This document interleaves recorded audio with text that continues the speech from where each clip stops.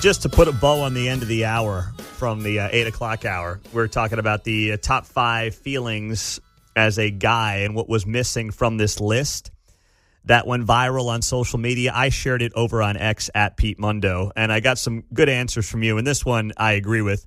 When my kids excitedly yell, "Daddy's home," after a rough day at work. That is spot on. And I am in the thick of that phase right now with a 6 and 4-year-old. And I try to not take them for granted because I know that I'm only a few years away from them being like, "Oh, you're back? Oh, hey." Oh. Followed by a slamming door. Yeah. Yeah. So I am trying to cherish that because we're in that phase right now. Also on the text line, a hug from your grandkid. This is funny. Smoking a teenager off the light in his Mustang that his daddy bought with my family sedan. That's very good. I like that a lot. Shooting a huge deer on opening morning. I like that one as well. So there's some good answers from you guys on the text line here at 913-408-7957. A hug from your mother. That's a good one as well. So, I suppose Sam is writing these down, by the way. Who? Sam, the study for what? The Democratic study? Oh. Codename Sam. On how to appeal to young men. Yeah, they need to be writing these down. Yes, I'm glad you brought that up because I will have an update on that story here, John, in about 10 minutes. Cool. Yes, I'm glad you did that because the Democrats don't know how to talk to young men, and we will update you on that story this hour on KCMO.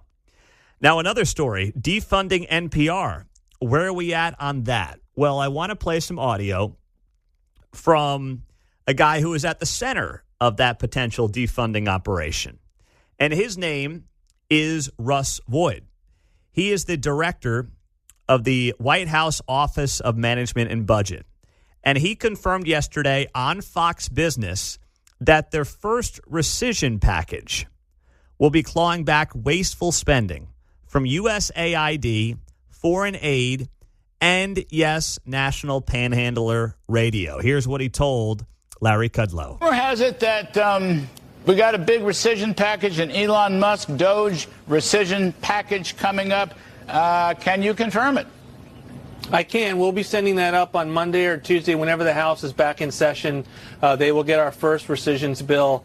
And again, this has been proposed and we've talked about it. We want to make sure that Congress passes its first rescissions bill, including the Doge, and we will send more if they pass it. And so this is the first one is foreign aid, USAID cuts, many of the waste and garbage that was funding not only wasteful but hurting our foreign policy, but also the Corporation for Public Broadcasting and NPR.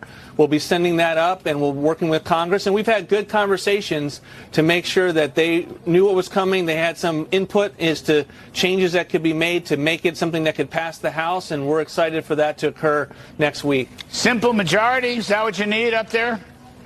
Simple majority in both the House and the Senate, and the virtue of this is that it's a process that also evades the Senate filibuster. So, again, it needs to pass, and so we are being very careful that we do not use our procedural opportunities and in going down a path that won't lead to passage. But we're pretty confident the House and the Senate are going to work with us to get this thing into law. So this is great news.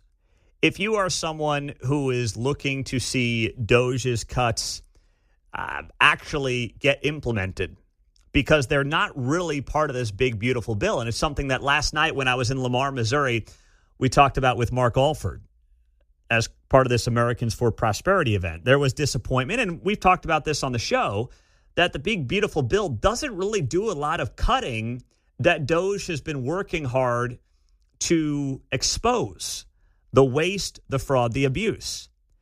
So they can't get it into the big, beautiful bill. But what they can do, as you heard this guy, Russ Vought, talk about here, what they can do is make it part of a rescission package.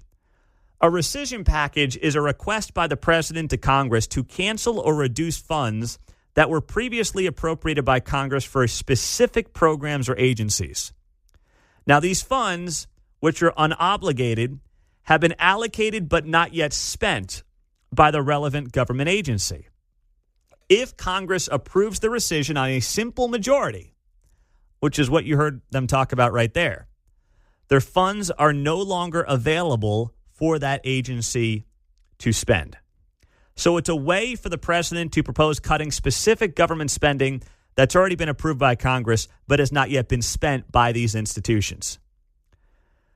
So Congress then has a limited amount of time, typically it's like 45 days, to consider this request. If Congress approves the package, the funds are canceled, and the agency cannot spend them. They just won't have the money.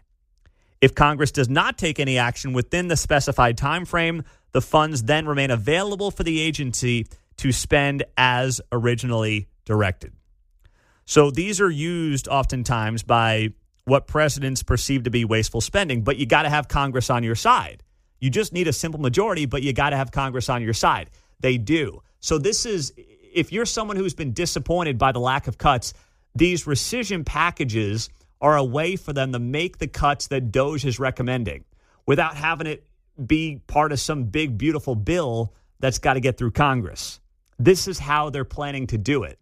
And it can be a very effective and very efficient way of cutting a lot of the wasteful spending. And National Panhandler Radio is going to be at the top of the list.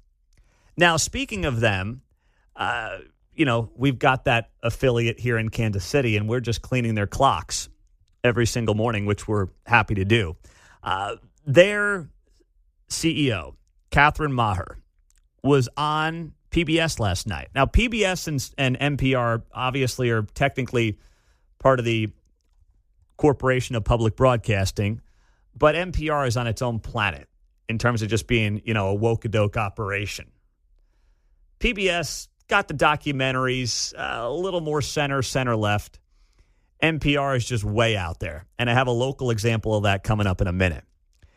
But here was their chief, Catherine Maher, yesterday on their TV station explaining how they believe Donald Trump and this administration defunding them is a First Amendment violation, which is just freaking comical. Go ahead. So how precisely does President Trump's executive order against NPR and PBS violate the First Amendment? What's the case that you're making against the Trump White House? Well, it's interesting because the executive order is very specific in that it accuses NPR and PBS of not airing fair or unbiased news. And so it is a textbook example of viewpoint discrimination from a First Amendment standpoint. Essentially, by blocking funding to NPR and PBS, it is a form of retaliation against our organizations for airing editorial programming that the president might disagree with. Stop right there. Stop. Just hold on for a second.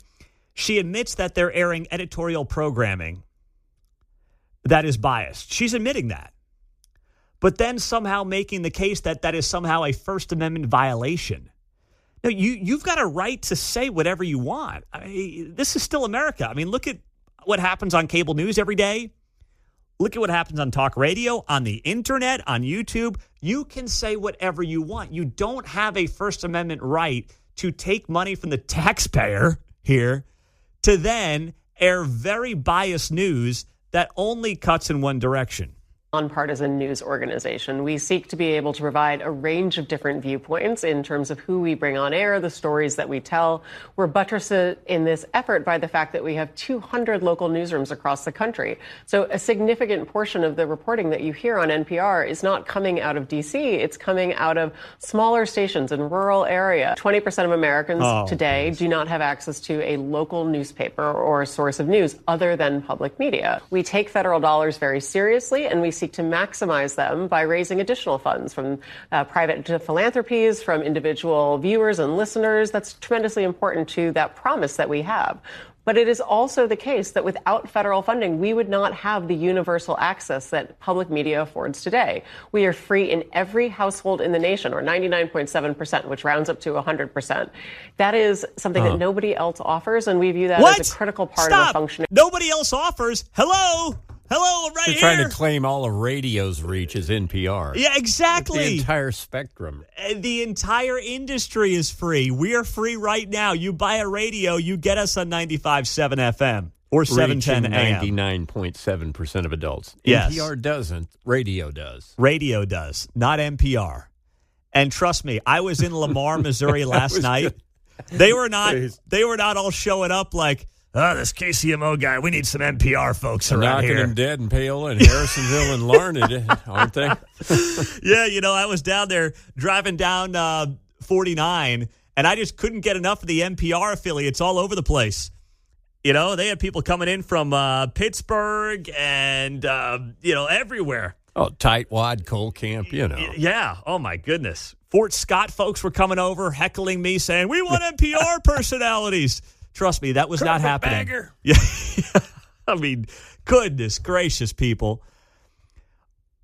If you're the NPR chieftain and you're able to make that case with a straight face, then you should get into Hollywood acting, because that is an abomination of an excuse for trying to claim that the president and the administration defunding NPR is an infringement on your First Amendment. There is no First Amendment infringement here. You are free to say what you want. You are not free to take our dollars from the taxpayer to do it and to fund it. And here is a prime local example of the nonsense that comes out of your NPR affiliate in Kansas City. They wrote a story here about the abortions at the Kansas City clinics that were halted by the Missouri Supreme Court ruling the other day. And credit to Tony's Kansas City for having this up on his website yesterday. At the end of the article, they basically tell you where you can go get an abortion. They write here in this piece, in Kansas, where abortion remains legal up to 22 weeks, Planned Parenthood Great Plains operates clinics in Overland Park, Kansas City, Kansas, Wichita, and Pittsburgh. Patients can call, they give out the phone number, or search abortionfinder.org to find the nearest abortion care provider. So these sickos write this perceived and masked as a news story on kcur.org that really just becomes a way to promote and tell you where you can go get your abortions on the Kansas side of the state line. And you're telling me this is the kind of unbiased news that rural Americans and rural Kansans and rural Missourians are highly reliant on for their news every single day? Spare me. Please spare me. It's wrong. It's a bunch of nonsense, and it's a bunch of BS. And they can't defund these operations fast enough in my eyes. Keats been uncanceled at 10 o'clock. He's going to have a banger for you with the Royals and the Chiefs news continuing to just unfold right in front of our eyes.